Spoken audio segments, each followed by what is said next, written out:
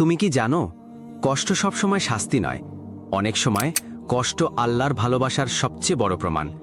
তুমি হয়তো ভাবছ, আল্লাহ যদি আমাকে ভালোবাসতেন তাহলে এত কষ্ট দিতেন না। আজ আমরা জানব সেই 4টি কষ্ট যা আল্লাহ কেবল তার প্রিয় বান্দাদেরই দিয়ে থাকেন। প্রথম কষ্ট, দোয়া কবুল হতে দেরি হওয়া।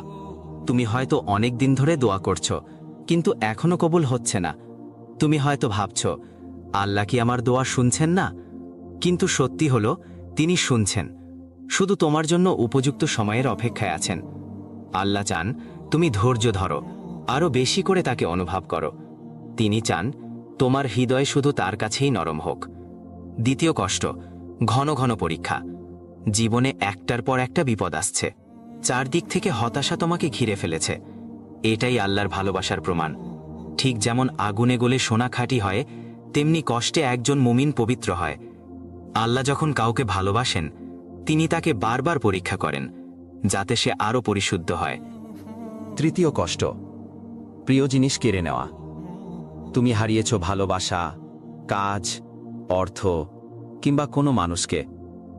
হয়তো ভাবছ, কেন?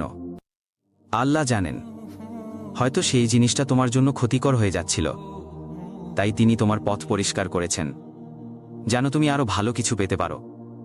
তিনি যা কেড়ে নেন, তার চেয়েও অনেক উত্তম কিছু দিতে চান। চতুর্থ কষ্ট, তোমার চারপাশে অনেক মানুষ থাকা সত্ত্বেও তুমি নিজেকে একা অনুভব করো। এই একাকিত্ব তোমাকে বোঝানোর জন্য যে তুমি সবার কাছে ছিলে, কিন্তু আমার কাছে আসোনি। অনেক সময় আল্লাহ আমাদের সব সম্পর্ক ভেঙে দেন, সব দরজা বন্ধ করে দেন, শুধু যেন তুমি একটা দরজায় কড়া নাড়ো। এই 4টি কষ্ট যদি তোমার জীবনে থাকে, তবে ভয় পেও না। এই কষ্টগুলো আল্লাহর ভালোবাসার চিহ্ন। তিনি তোমাকে ভালোবাসেন। তুমি যদি ধৈর্য ধরো, তাহলে এই কষ্টগুলোই তোমার জীবনের সবচেয়ে বড় নিয়ামত হয়ে দাঁড়াবে। ভুলে যেও না, আল্লাহ কখনো তোমার কষ্ট অপচয় করেন না। তোমার কান্নাও তার কাছে খুব মূল্যবান।